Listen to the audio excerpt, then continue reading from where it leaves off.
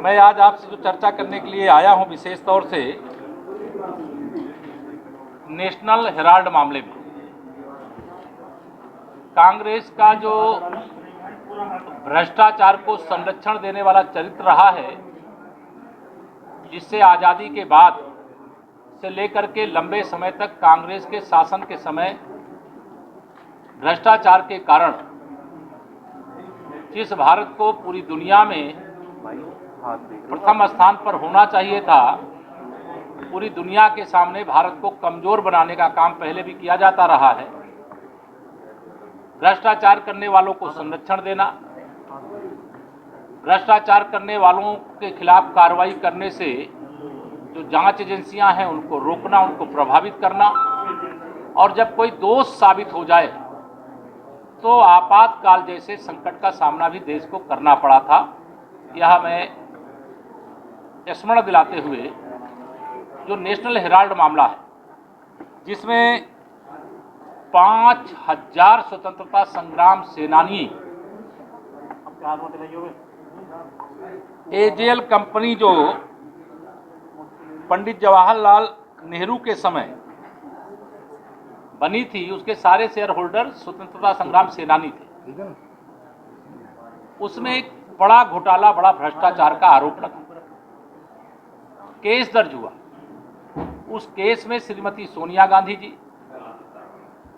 श्री राहुल गांधी जी दोषी पाए गए। उन्होंने न्यायालय से जमानत करा करके कहा बेल में है, अभी जेल में नहीं है, लेकिन जांच की प्रक्रिया में अभी ईडी के माध्यम से जो नोटिस दी गई, और नोटिस देने के बाद ईडी के सामने पेश होकर के अपना पक्ष रखने की जगह वह भ्रष्टाचार के मामले में कैसे कांग्रेस का कुनबा बचे, कैसे गांधी खानदान में श्रीमती सोनिया गांधी जी जो वर्तमान में अध्यक्ष के रूप में और श्री राहुल गांधी जी पूर्व कांग्रेस के अध्यक्ष के रूप में दोषी हैं। 38-38% का दोनों लोगों का शेयर है।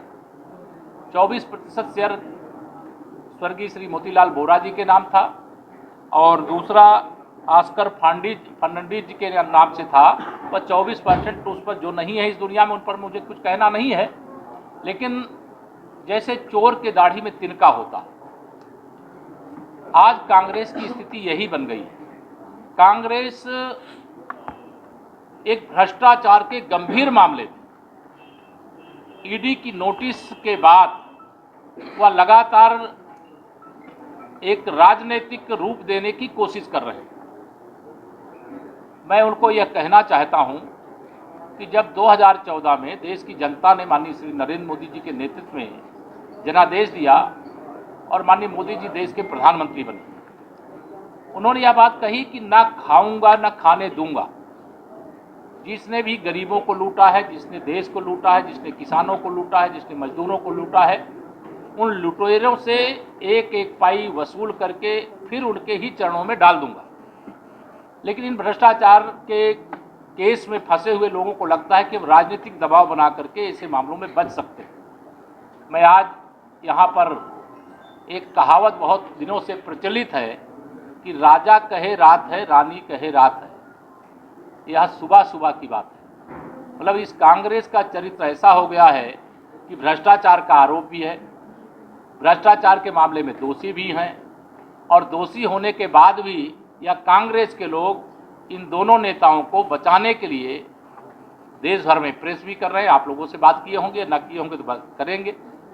और फिर दिल्ली में दबाव बनाने का, जांच एजेंसी देश की एजेंसी है और किसी ने अगर भ्रष्टाचार किया है तो जांच होनी चाहिए। और मैं निश्चित तौर से मेरठ की धरती से ये क्रांति धरा है, कितना बड़ा संग्राम अंग्रेजों को इस देश से निकाल बाहर करने के लिए इस धराधाम से शुरू हुआ है, वह किसी से छिपा नहीं, इतिहास के पन्नों में स्वर्ण अक्षरों में अंकित है। और आज़ादी के 75 वर्ष पूरे होने पर, अमृत महोत्सव वर्ष जब हम मना रहे हैं, भ्रष्टाचार का इतना गंभीर केस है और ऐसे केस के मामले में वह बचाव का जो रास्ता और तरीका अपना रहे हैं, मैं निंदा करता हूं। उत्तर प्रदेश की 25 करोड़ जनता की ओर से यह कहना चाहता हूं कि जांच एजेंसियों का कांग्रेस सम्मान करे, कांग्रेस की अध्यक्ष, पूर्व अध्यक्ष सम्मान करें। ईडी का जो नोटिस है उसका जवाब दें, बताएं कि इस घोटाले में 38% का यह शेयर श्रीमती सोनिया जी और श्री राहुल गांधी जी के नाम क्यों है, उन 5000 स्वतंत्रता संग्राम सेनानियों के शेयर का क्या हुआ, और यह कंपनी जिसकी लगभग आज की तिथि में ये बताया जाता है कि लगभग 2000 करोड़ इसकी एसेट है, उस 2000 करोड़ के घोटाले का एक गंभीर जब आरोप है तो मैं यह मानता हूं कि ऐसे मामले में कांग्रेस को जवाब देना चाहिए।